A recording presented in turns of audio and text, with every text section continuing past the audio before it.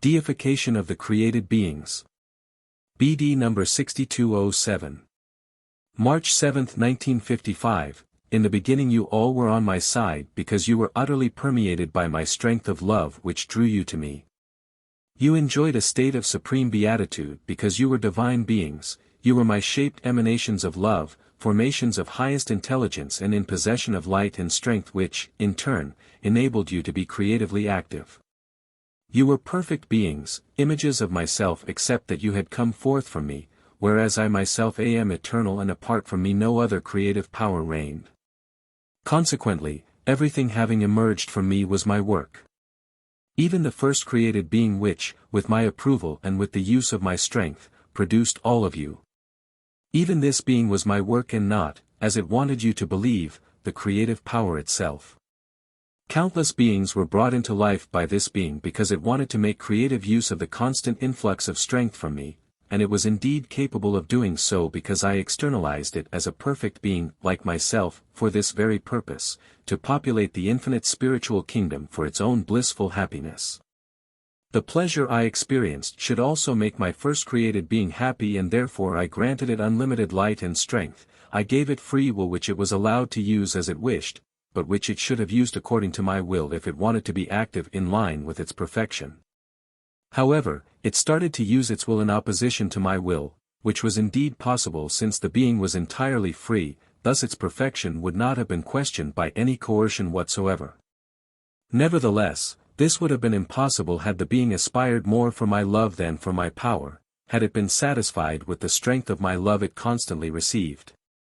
The immense number of created beings brought into life by our mutual love aroused its wish to control them, and although it knew that my strength had been instrumental in the creation of these beings, its love turned into an opposite feeling. It was envious of my strength and therefore intended to separate the beings called into life by my strength in order to possess and rule them himself. But since these living creations of mine were permeated by my strength of love which kept them inseparably united with me, it would have been impossible for him to separate them from me had I not released them myself, which I indeed did for the sake of my being's deification. You, who had been created in all perfection, would only ever have remained my creatures, creations which would only ever be able to think and act according to my will but which did not correspond to my idea when I created you, free children who existed and worked in supreme perfection, who are certainly active according to their own will which, however, as a result of their love for me, was the same as mine. This is what I wanted to achieve and therefore set you free for you to shape yourselves into what I had set as a goal for me.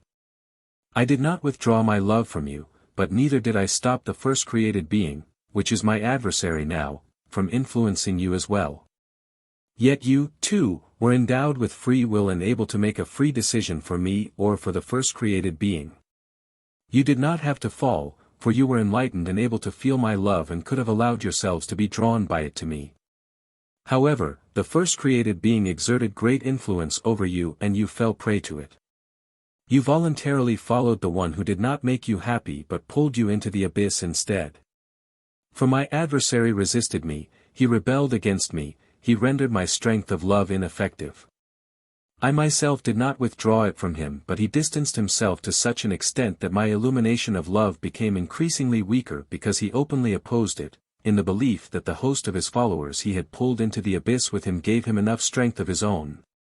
From then on you all had to do without my strength of love even though I myself did not withdraw it, instead, you had rejected it and therefore become weak and spiritually unenlightened. You voluntarily forfeited your original inconceivably happy state. Even so, you shall not remain in your self-chosen condition forever, because my love will not abandon you, because you are my living creations as well and I will not leave you forever in a state which entirely contradicts your purpose and your origin. I will not give up the goal I once had set for myself, the deification of the beings I created. I will accomplish it, and those of you who are still wretched as a result of your past rebellion against me, will also enter the kingdom of light again one day. You will enjoy unlimited strength and be blissfully happy.